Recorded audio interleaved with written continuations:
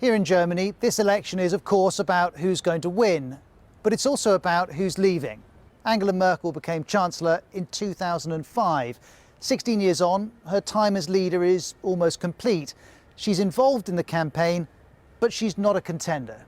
And the new Chancellor will inevitably impact Germany's positions on a range of vital issues, from the direction of the EU to global trade to climate change. My colleague Katja Adler puts it this way.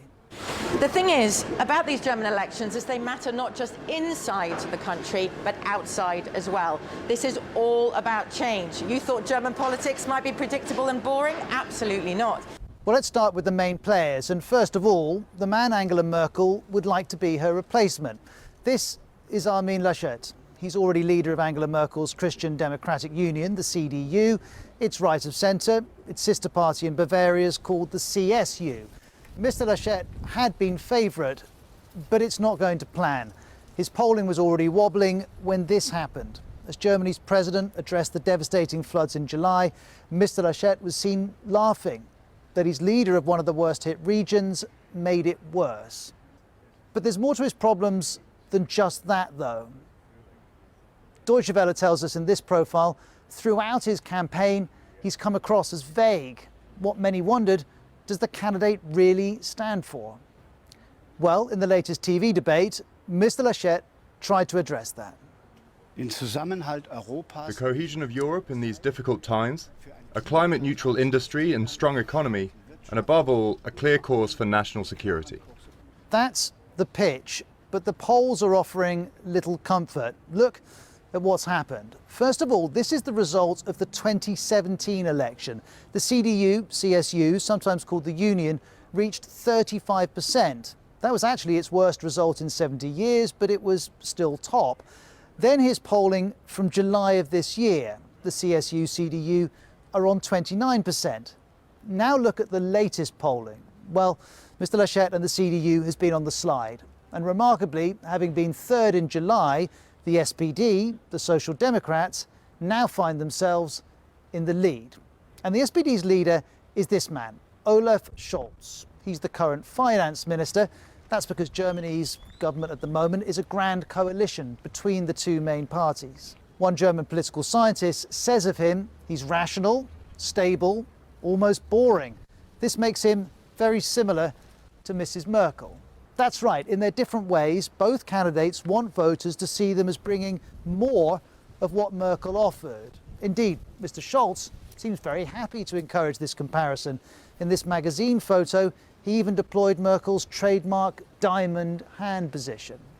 Now, let's be clear, they are of course not one and the same. Mr. Scholz is centre-left, Mrs. Merkel is centre-right. They're different politicians from different parties. And this is Olaf Scholz's pitch. I will immediately bring in a minimum wage of 12 euros, ensure stable pensions, and ensure that within the first year of government, we will have the structure in place to build a renewable energy industry with good jobs that are climate neutral. Now, Mr. Scholz and Mr. Laschet are most likely to replace Angela Merkel, but there is one other candidate who has a chance.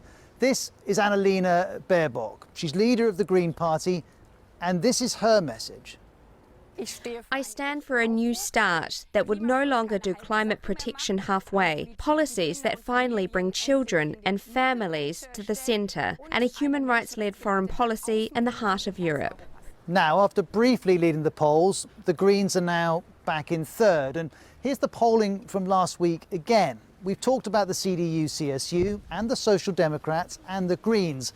But also note the far-right AfD, the far-left Die Linke, and Liberal Conservatives, the FDP. Now, no one's going to work with the AfD, but all of the others matter.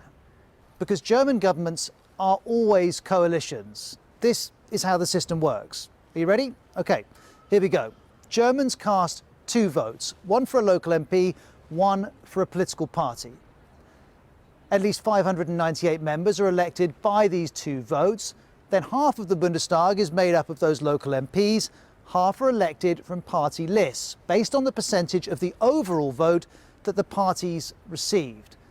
Then the Bundestag is set and coalition talks begin. Coalitions have all sorts of funny names in Germany: traffic lights, Jamaica, Kiwi. They all refer to the different colours of the different parties. And eventually a coalition will emerge that has over 50% of MPs. It's that coalition that chooses the Chancellor. Now, that process can take a while. Last time it took 5 months. But when the coalition is settled, we will then see Germany's approach to the EU, to climate change, to global trade. Joe Biden acknowledged this global role when bidding farewell to Angela Merkel. Thank you for speaking out for what is right and for never failing to defend human dignity. And I want to thank you for your continued support for the long-standing goal of a Europe whole, free, and at peace. It is the nature of all elections that foreign policy takes a back seat. But behind the urgency of domestic politics, a great unresolved question remains. What kind of global power does Germany want to be? That's why Germany's next step matters for all of us.